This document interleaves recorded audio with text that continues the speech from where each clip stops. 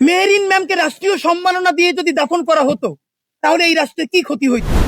তার জানা যায় এই রাষ্ট্রের একজন উপদেষ্টার সময় হয় না যে তার জানাজায় গিয়ে থাকা। সেই 20টা বাচ্চাকে বের করতে গিয়া তার সারা শরীর ঝলসে গেল। হাজবেন্ডের হাতটা বুকের উপর নিয়ে বলতেছে যে তোমার সাথে আমার আর কোনোদিন দেখা হবে না।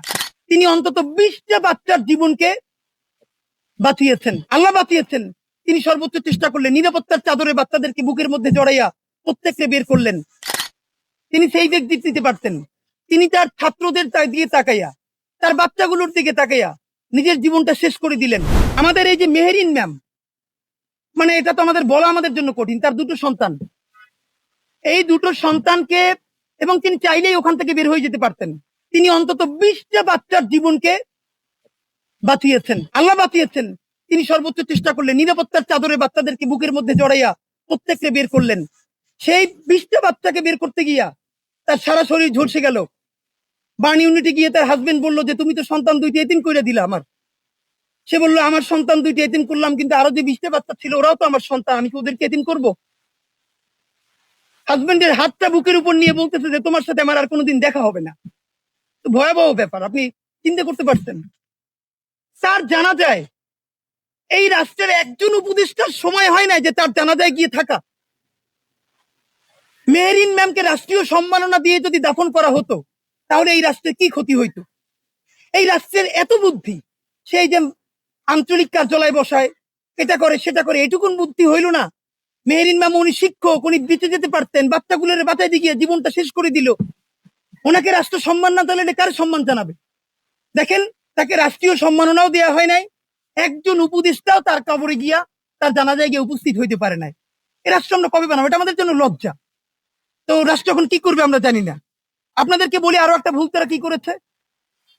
এই যে ইন্টারমিডিয়েটের পরীক্ষা চলতেছে, এইচএসসি পরীক্ষা, দেখেন এখানে যারা নিহত হয়েছে, আহত হয়েছে, এদের অনেক ভাই বোন, তারাও তো নিশ্চয়ই এখন আছে। তো যার ভাই, যার বোন, খুব কাছের রিলেটিভ এইভাবে মরে গেছে, সে কিভাবে পরের দিন এইচএসসি পরীক্ষায় বসবে?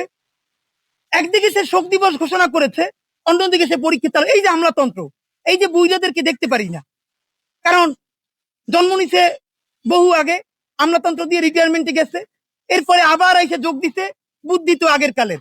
আর ভাই এখন ডিসিশন নিতে হয় 5 মিনিটে, এখন অফিসিয়ালি সেট আপ কইয়া তারপরে চা খাবেন, বিস্কিট খাবেন, মিটিং করবেন, এই দিন নাই।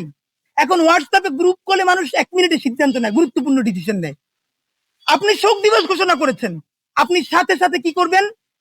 সারা বাংলাদেশে পরের দিন শিক্ষা প্রতিষ্ঠানকে আপনি দোয়ার আয়োজন করতেন, যে সকল শিক্ষা প্রতিষ্ঠানে দোয়া হবে, ক্লাস হবে না, শেষ। ঢাকা বোর্ডে আপনি পরের দিন পরীক্ষা স্থগিত করে দিতেন। সারা বাংলাদেশে দরকার নাই, শুধু ঢাকা বোর্ডে, যে ঢাকা বোর্ডে সবাই দোয়া করবে, পরীক্ষা স্থগিত না। একদিকে আপনি শোক দিবস ঘোষণা করলেন, এই দগদগে, আমরা তো জানি না এখানে কার কার আত্মীয় এইচএসসি পরীক্ষার্থী। এইটা আমরা সবাই মিলে রাত্রিরে কথা বলতে বলতে রাত্রির 3টের সময় সিদ্ধান্ত আসলো, পরীক্ষা 10টায়, সকাল 8:30টায় ওয়েবসাইটে নির্দেশনা আসলো। এটা কি ভাই? এইটার কারণেই তো পরবর্তী দিন দেখেন ছাত্রলীগ, গুন্ডালীগ গুলো গাজীপুর থেকে আরো বিভিন্ন জেলা থেকে লোকগুলো পাঠাইয়া আমাদের মাইলস্টোনের শিক্ষার্থীরা যখন শান্তিপূর্ণ আন্দোলন করতেছে, সেইখানে সেগুলো ঢুইকা তারা কোথার মধ্যে কি বলে, আমরা হাসিনার ফিরিয়ে আনবো। কত বড় বদমাইশ দেখেন। গালাগালি অনেকবার তওবা করি, করবো না, ছাইড়ে দিতে চাই। নিজেরও ছেলে হইছে, এখন তো একটা বয়স আসছে, গালাগালির তো একটা পর্যায়ে আসছে, কিন্তু গালি তো না দিলেও এখন গুণে হয়, এমন পর্যায়ে আসছে। মানুষ গেছে ময়ূর গেছে ঘর পড়ার মধ্যে আলু পোড়া দিতে, বলে হাসিনারে ফিরিয়ে আনবে। হাসিনা তোর জায়গা মতো ঢুকাই দেওয়া দরকার ছিল সাথে সাথে। আমরা নিজেরা শিক্ষা সচিবের পদত্যাগ চাইছি, পদত্যাগ করানো হয়েছে, সবাই মিলে সচিবালয়ের মধ্যে ঢুকছে। কিরে ভাই, আর এই সরকার ভালো হয়েছে, মব মব করে না, এখন তো নিজেরাই সবচেয়ে বড় মবের শিকার। শিক্ষা মন্ত্রণালয় সেখানে গিয়া পিটিপিটি করতেছে। 6 দফা মাইলস্টোনের শিক্ষার্থীরা দিচ্ছে, সরকার 6 দফায় মেনে নিচ্ছে।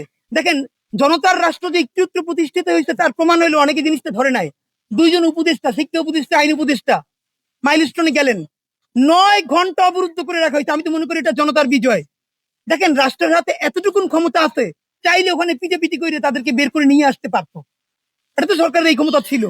কিন্তু এই যে সেইটা না করে 9 ঘন্টা তারা অবরুদ্ধ থাকলেন জনতার কাছে, এই যে ক্ষমতাসীনরা জনতার কাছে ছোট হয়ে থাকা, এইটাই জনতার রাষ্ট্র।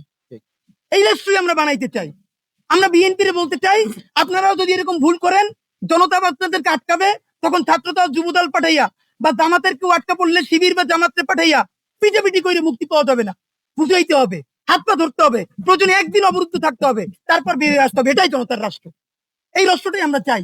এবং আমরা সরকারকে ধন্যবাদ জানাইতে চাই যে তারা শত ঝুঁকি থাকা সত্ত্বেও মাইলস্টোনে গেছেন এবং অবরুদ্ধ থেকেছেন।